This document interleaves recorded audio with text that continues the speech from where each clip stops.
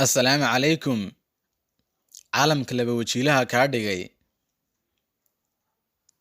TikTok waa barnaamij dalka Shiinaha laga leeyahay. TikTok wuxuu ku shaqeeyaa systemka iOS oo ah moobilada iPhone, iPad iyo Android oo ah moobilada kale sida Samsung iyo kuwa kale oo badan. Wuxuu ka mid yahay warbaahinta bulshada ee aadka loo isticmaalo waqtiyadan dambe. TikTok waxay shaqadiisu tahay samaynta muuqaalo gaagaaban, la wadaagista inta kale isticmaasha sida muuqaalo qosol ah iyo kuwo hibo ama mucjiso soo bandhigid ah oo muusigna wata. TikTok waxaa soo saaray shirkad la yiraahdo ByteDance oo ka shaqeysa suuqyada dalka Shiinaha iyo suuqyada ka baxsan dalkaasi Shiinaha bartamihii 2017.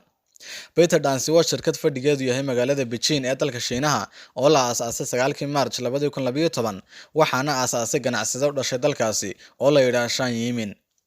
Hore waxay u soo saartay shirkadda ByteDance barnaamij la yiraahdo Douyin soona gelisay suuqa September 2016. Waa isku mid labadan barnaamij balse waxay ku kala shaqeeyaan serverro kala duwan. Sidoo kale waxay soo saartay shirkaddani barnaamijyo kale oo kala duwan sida Hello, Larky, Video iyo qaar kale. TikTok waxaa lagu samayn karaa muuqaalo gaagaaban iyo music socon kara 3 ilaa 15 ilbiriqsi iyo muuqaalo 3 ilaa 60 ilbiriqsi socon kara. Waxaa aad looga isticmaalaa oo ay caan ku tahay Asia, Mareykan iyo qaybo kale oo adduunka ka mid ah. 2018 TikTok ayaa caan ka noqotay adduunka, wuxuuna noqday barnaamijka ugu badan ee laga soo dejiyo Mareykan gudihiisa bishii Oktoobar 2018, waana barnaamijkii ugu horreeyay ee dalka Shiinaha laga leeyahay oo saameyn intaa le'eg ku yeesha Mareykan. Waqtigana waxay ku guda jirtaa ByteDance soo saaridda barnaamij kale oo u shaqeyn doona nooca TikTok horaanta sanadkan soo socda 2020. Inta aan kaga soo gudubno warbixinta kooban ee ku saabsan taariikhda barnaamijkan TikTok. Haddaba maxay tahay sababta aan u soo qaadanay mowduucan magaciisu yahay caalamka laba wajiilaha kaa dhigay? Ku soo dhawaada barnaamijka.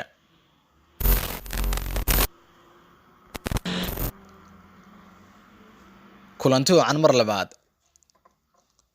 Ka hadli mayna caalamka kale ee isticmaala barnaamijkan balse waxaan ka hadlaynaa bulshada Soomaaliyeed saameynta oo ku yeeshay waqtigan aan joogno dhalinyarada wiilal iyo gabdhaba iyo dhammaan inta isticmaasha TikTok. Gabdhaha Soomaaliyeed sharaf iyo qiimo ayay lahaayeen, cizo ayay lahaayeen, karaamo ayay lahaayeen, diinta Islaamka iyo dhaqankeena Soomaalinimana meeqaam aad u sarreeya ayay ku lahaayeen.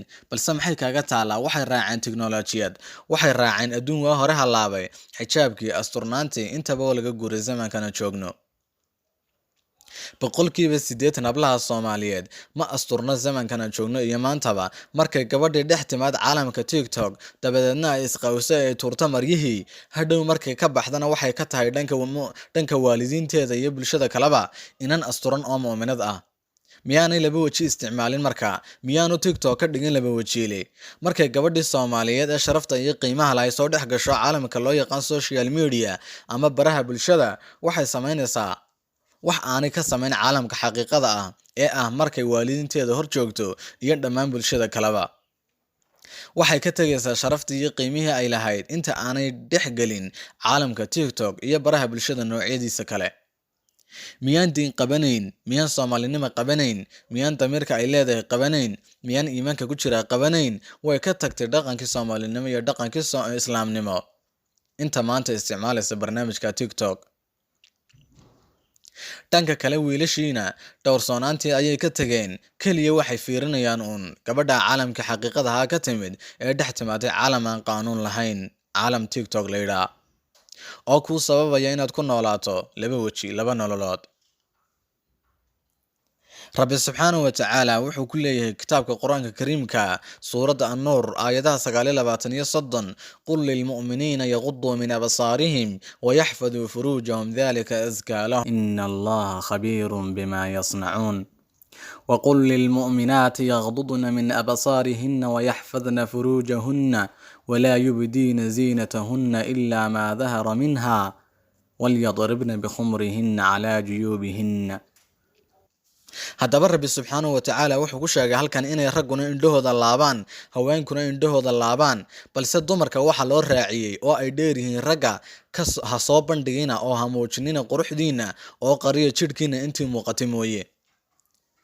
maxay sameeyeen maanta hablihii mu'miniintaha dumarkii iyo haweenkii Soomaaliyeed maxay sameeyeen maanta? wataa gabadh waliba iyada oo maryihii tuurtay soo dhex taagan caalam kale. aaway dumarka lala hadlayaa miyaanay hablaha Soomaaliyeed ka mid ahayn haweenka mu'miniinta? miyaanay ahayn qaar iimaan leh oo dareemaya aayadahan ciday la hadlayaan? miyaanay ahayn qaar uu damqayo holacan ka baxaya? noloshooda waa halaag dhab ah.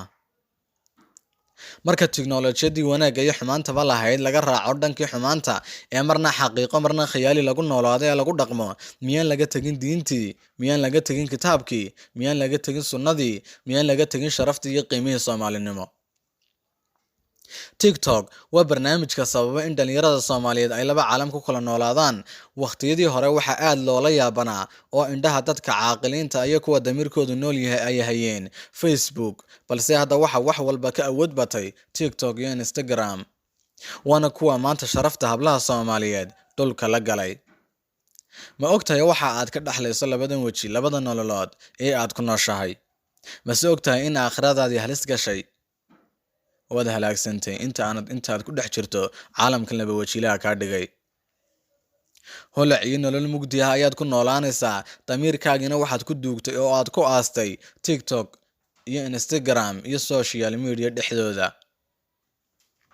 bal dib u milicso oo dib u eeg noloshii ay kuu soo mareen waalidkaaga. bal dib u eeg inta waqti lagugu soo bixiyey ee waalidkaagu ku soo dhaafiyeen marxalad aanad wax la sheego ahayn. wixii ay kuu soo qabteenna tacab khasaare ayaad ka dhigtay, kumana oga inaad waqtiga naftaada halaagayso oo markii aad telefoonkaaga soo qaadaba aad furanayso albaab ka mid a albaabada jahannama. TikTok waa baar ka mid a baararka laga jaaso ee xumaanta laga dhex sameeyo, kuna yaala adduunkan, weliba nooca ugu xun waqtigan ee laga sameeyey hawada ama internetka dhexdiisa. mana oga waalidkaagu in mar kasta oo aad telefoonkaaga soo qaado aad gasho baar ka mid a baararkaasi lagu jaaso ee xumaanta ka buuxdo. waana khiyaano aad khiyaamaysa naftaada, noloshaada iyo waalidiintaada ku moodaya qofka hagaagsan. TikTok waa meesha marka aad gashaba ugu soo horeeya muuqaal music ah oo weliba gabadh ama wiil midna ka maqnayn. marka aad kaa dhaafisana waxaa ku sii xiga quraan oo qofkii imika musica isku soo duubay oo haddana mar labaad quraan isku soo duubay. tani miyaanay ahayn halaag aad halaagaysa naftaada, aakhiradaadiina aad hoog sii horumarsatay? qofka daawanaya iyo qofka samaynaya iyo qofka tusaya sida loo adeegsado intuba way ka mid yihiin kuwa halaagsamay haddaanay isdaba qaban isla markaas ay ku jiraan hawsha. TikTok waxa aad ku bedelaysaa muuqaalkaaga, wejigaaga, siduu rabbi kuu abuuray si aan ahayn ayaad iska dhigaysaa. taasina waa dembi dheeraada. TikTok beta dhansi kuguma soo samayn nasteexo ee waxay kugu soo samaysay inaad noloshaada halaagto. wiilalyo gabdhaba dhalinyarada Soomaaliyeed, qofka uu ugu jira barnaamijkan TikTok ha isbadbaadiyo inta uusan halaagsamin oo aakhiradiisa waayin. ogow zamankan aad joogno hirdan iyo loolan ayaa laynagula jiraa sidii loo halaagi lahaa nafaheena iyo nolosheenaba. innakuna haddaan Soomaali nahay waan dhoohanahay, waan iska soconnaa, dhankii loo dhaqaaqana waan u dhaqaaqanaa, dameer dhaan raacday. hablaha Soomaaliyeed waxaan kula talinayaa inta ku jirta shuqulladan iyo adeegsiga TikTok iyo wiilashaba dhammaantood ee maryahoodii u tuuray ee wiilashiina ay daawanayaan in aysan halaagin inta hagaagsan ee ka caafimaad qabta maanta intaas. waagii hore qofka waalan ama miyirkiisu lumo ayaa maryaha tuuri jiray oo la odhan jiray u waashay, way waalatay. balse hadda zamankan aan joogno waa kuwii miyirka qabay tuuray maryihii, wax lagu tilmaamana lagala xishoonayo. wiilasha Soomaaliyeed ee isticmaala TikTok waxaan kula talinaya iyagana inay nafooda dib ugu noqdaan oo ay diintooda dib ugu noqdaan oo ay iimaankooda dib ugu noqdaan oo ay noloshooda dib ugu laabtaan oo Rabbi subxaanahu wa tacaala ka cabsadaan oo ay ilaaliyaan noloshooda iyo nafahooda oo ay ka hadhaan dariiqyadan xunxun ee halaagay noloshooda inay raacaan, inay u taliyaan noloshooda oo ay jidka saxan soo raacaan. ilaahay dhammaanteena hayna soo hanuuniyo, ilaahay haynaga soo qabta jidkan lunsan eena raacnay, ilaahay dameer dhaan raacda baynu noqonay, ilaahay jidka toosan inagu soo rido. Soomaaliduna waxa ay ku maahmaahdaa barur baa baruriyo qurmisa. Waxaan rajaynayaa intaa maanta isticmaalaysa TikTok ee maanta intii hagaagsaneyd kharibaysa in Ilaahay dhammaantood jidka toosan ku soo hanuuniyo oo dhibaatada iyo waxa haysta Ilaahay dhammaantood ka dulqaado. Ilaahay dhammaanteen ayna soo hanuuniyo. Aad baad mahadsantihiin dhammaantiin.